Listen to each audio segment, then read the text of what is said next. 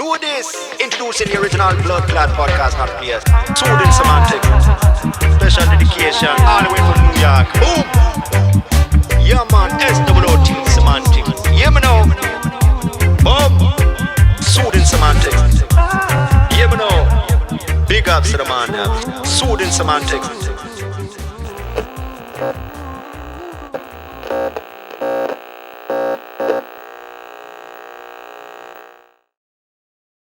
Welcome to another episode of Soothing Semantics. I'm your host, Rafi Pinsky. Make sure to subscribe, like, share, leave your comments, and make sure to check out my social media. If you have any real estate needs in South Florida, give me a call. And today we have the 86th guest on the podcast, Trevor Coyne. Welcome, Trevor. Nice to have you. Oh, thanks, Rafi. Good to be here. Absolutely. Thanks for coming. So Trevor is among many other things, he is a realtor and he is also a transaction coordinator. So for any of you who aren't familiar with the term, he helps make sure that all the paperwork is taken care of, also make sure that everything is scheduled accordingly, and make sure that everything's organized and the transactions run smoothly. So for any realtors who don't have somebody helping them with the process, I implore you to do so because it's a night and day difference. It allows you to free up time, make sure that things are organized, especially with someone who hasn't been in the business for a very long time. Just to have somebody overlook things and make sure that things are done correctly is extremely helpful. So thank you for joining me once again. Oh, thanks for having me, Rafi. Absolutely. So what got you into this the business? You were a realtor for quite some time. You technically still are. And yes, I am. Right. So I started in real estate 15 years ago. Uh-huh. And I was downsized out of a corporate world. So I've had a financing background, credit background, and marketing background and stuff. So, and a lot of operations experience. So when I got into real estate 15 years ago, I was doing sales.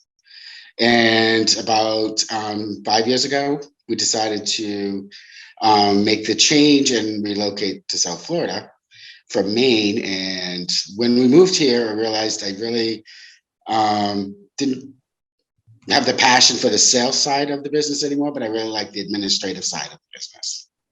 Interesting. So I just used my administrative experience and operations experience and decided to start my own business of helping agents grow their business by taking all of the paperwork off their plate, all of the minutia of the transaction and all of the details from off the agent's plate, so that they can focus on growing their business and getting the sales and taking their businesses to the next levels.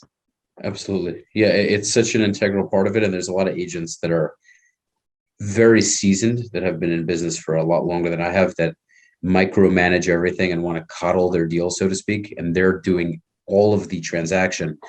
And it definitely affects them. I noticed that the agents who don't have anything delegated, really, they hit a plateau. They can't build their business to the degree that they may like to.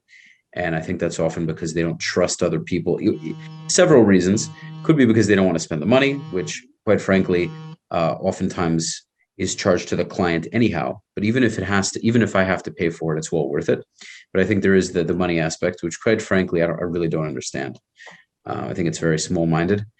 But then in terms of having the time freed up, especially if it's not something you enjoy to do, it's like I said before, night and day. So what have your experiences been in terms of transaction coordination? And I'll give you a little deeper of a question. So take someone that you might have started with earlier on in the career, that you've stayed with maybe for several years, and you've seen their progress. What do you feel they've been able to do because of your assistance? Oh, that's easy. I've got several agents that I started with when I first started doing transaction coordinating, that their business, you had just described it. They hit a plateau. They weren't growing and the business was always staying level and flat. And I started working with them and taking all of that off their plate, with the transaction coordinating and getting involved in the transaction with them and being their partner in the transaction.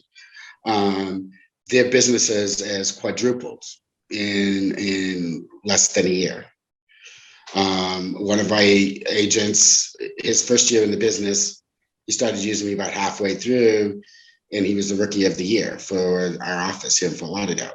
You know, and as you know, Keller Williams has the capping model, so it's great when they cap. Yeah, so I saw that.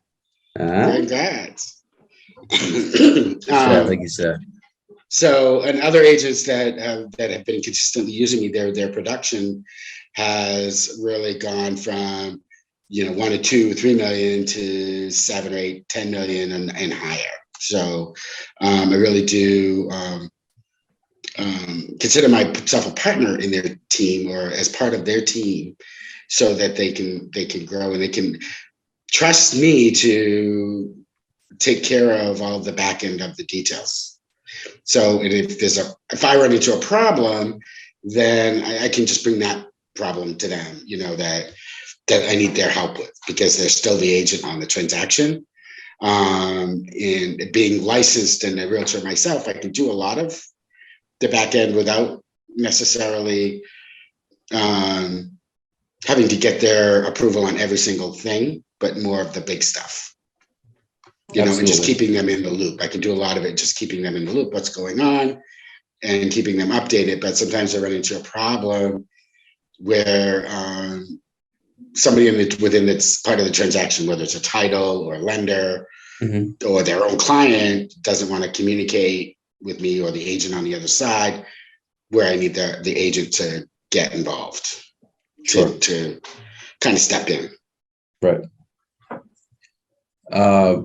There's definitely, obviously, even if you're delegating, there are times where you're going to have to take something on as the realtor yourself. But then when you have more assistants doing different things and they really have an idea of what your model is, what your model and systems are, then hopefully you get to a point in your business where you really just have to generate leads, go on appointments, negotiate, and you know, close the transaction. And that becomes, you know, eventually, once you've been doing it long enough, it becomes fairly simple. Obviously, there are bumps and hiccups along the road, but once you've been doing it long enough, you tend to figure out what you need to do. And this isn't, you know, I still have a long way to go until I'm in that kind of fluid state. But, you know, with my coach, you probably heard of him. You're Fort Lauderdale. He's in Plantation, Aaron Novello. Yeah. So he's my coach. So he's very much in that position. He's been doing it for quite a while, but he has everything delegated. So for him, it's just he's only listings. He has everything managed and delegated, and for him, everything's very smooth and organized. So that's something that I'm trying to model after. And you know, it's going to take some time, but I already see how much of a difference it makes, because I don't like paperwork. I really, really, really don't. Like, it's just not my thing. I'd much prefer to be the face of the business, to be doing the negotiating and the talking and the sorting and the solving. I just like that aspect a lot more, even though that can sometimes come with a lot more headache. I just think that's more of, I shine more in that department. So that's the thing. So now to stay on topic, but to go a little bit further off, what are some of the biggest challenges that you've had off the top of your mind? Some of the craziest or most difficult transactions that you can think of, where you really had a lot to deal with? The transaction made you absolutely crazy. And you obviously don't name names or anything, but you don't have to name any addresses or anything. But I had one that is still hanging out there, where I was helping the listing agent and the seller was not forthcoming in all of the goings on with the property. And, it was under contract. We're trying to get it closed.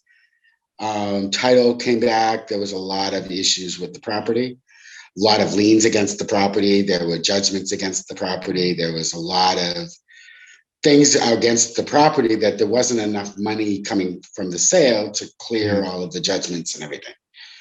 And it's just been a challenge. It's still kind of tied up with lawyers getting involved and having to try to resolve it. It's still not resolved. Wow. But it's and the seller was not cooperative.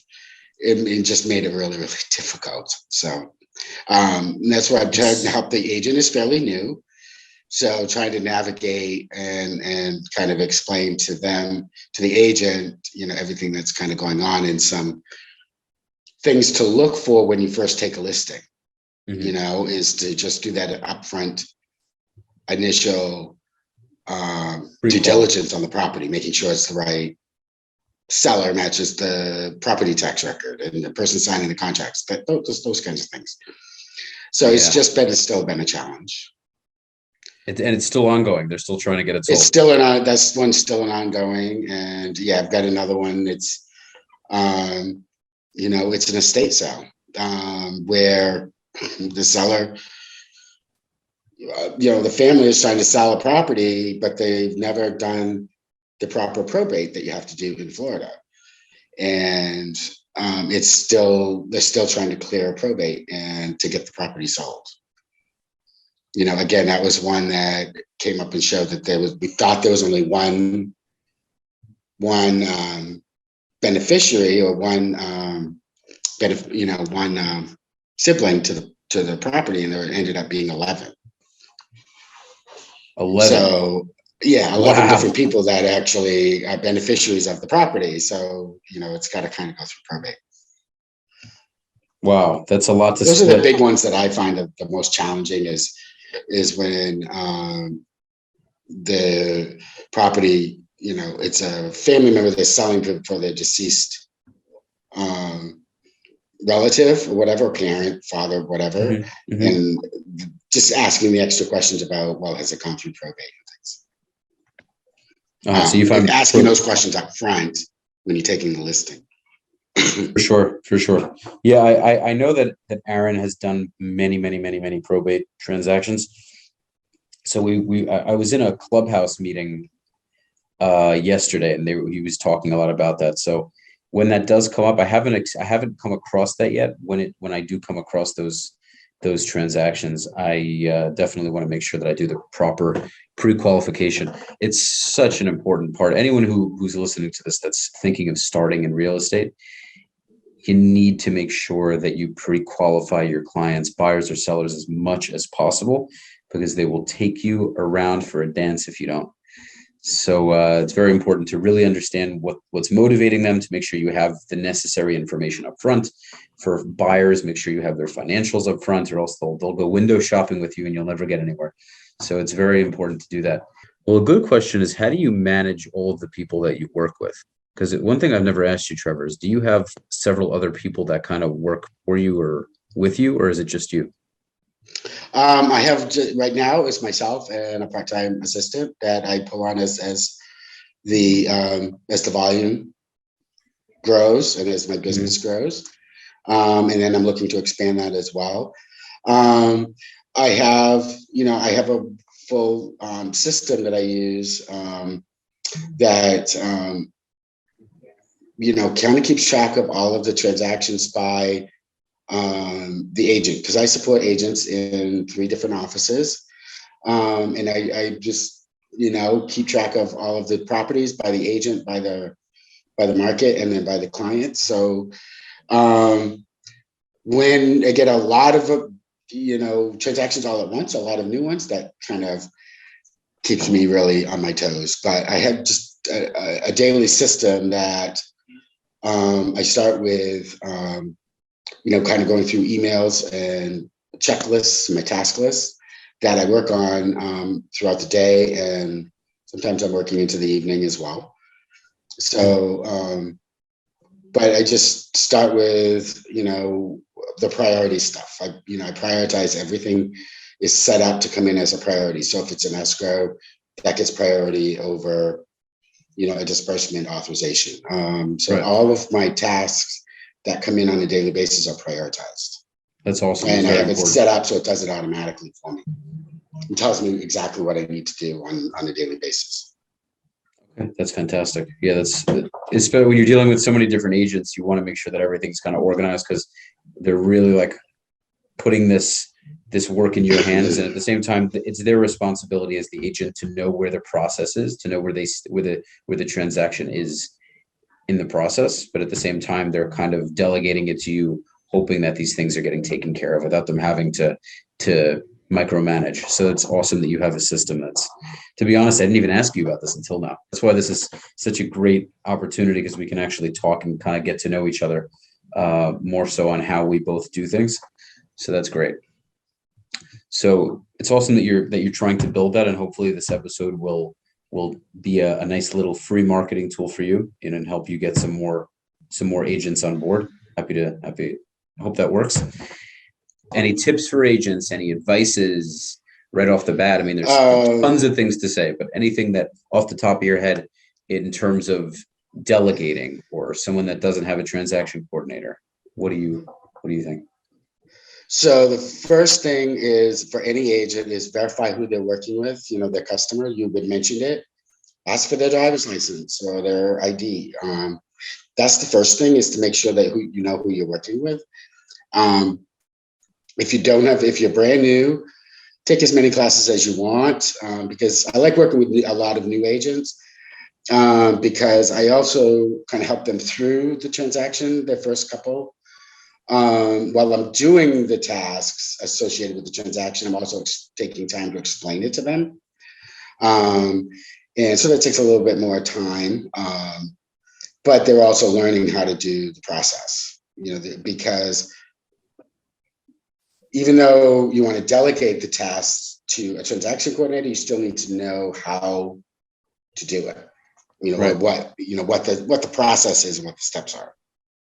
Absolutely. So yeah, it's very important. I have to learn a little more about that as well. Like I know the process. I definitely know the process, but in terms of making sure that if for whatever reason, if you go on vacation and you just don't really have the time to do certain things, I just want to make sure that I can, if I need to handle something, I can handle something. Now, even when you've gone away, you've always been very helpful. So I appreciate you for that. Like, even if you've gone to, I think, Canada, or when you went to Maine, you were still trying to be responsive. Do you also, when you plan on growing the business, if you decide to go to Delaware for 6 days, do you think you'll have somebody that's going to like kind of always be around? Yes. Yeah. Okay. That I'll have somebody around to cover for me. Is that what you? Yeah, because that would be helpful. That's my. I'm not saying that. I'm not saying you haven't been doing your thing. I'm just saying that just you're human, right? If you want to go and enjoy your life, and you don't want to be doing this every second of every day, right? I mean, even for me, right? It's the same thing with me as a realtor.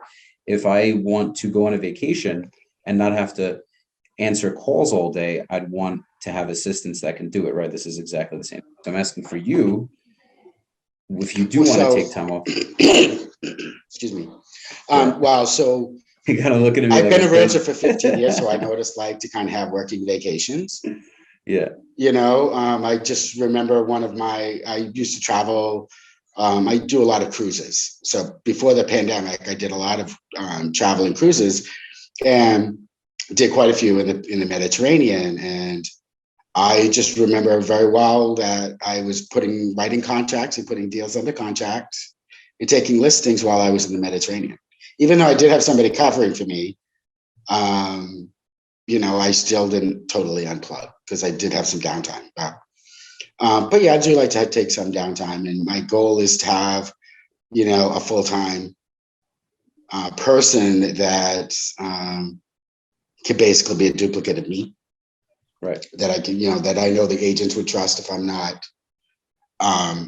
if I'm taking some time off, that can take over for me. Right.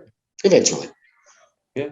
Okay. So I hope that works for you sooner than later. But yeah, that was my valid question. I felt like in the beginning you were like kind of looking at me like, well, I do all that now, and I was like, okay, well, at some point, if you do want to take a bit of a breath, then it would be helpful to at least have somebody who can kind of take some of the load off, Yeah. That's why, I do have like the part-time person that does help me out. But and it's more of helping me with the tasks in the back end behind the scenes, because I'll still always be the front person. So. Right. I got you. Okay. Well, again, thank you so much for joining me, Trevor. I appreciate it. All And right. for Thank anyone, absolutely. For anyone who is interested in not having to do all of the work and understanding that there's certain tasks that you can delegate. It's very important as a business owner, because remember, as a realtor, you own your own business. It's very important. How you spend your time will be the difference between seeing an immense amount of success and seeing average success. So extremely important. Trevor has been awesome in helping me grow my business. We're still at the earlier stages. We have a long way to go, but I appreciate you sticking through all of it thus far. And I will definitely put people in contact. So if anyone is interested in having a discussion with Trevor about working with them, definitely reach out to me. You can give me a ring. You can message me on Instagram. You can comment on this YouTube video. And that is a wrap. So thanks again for coming. All right. Thanks, Rafi. Absolutely. Talk to you soon. All right. Bye.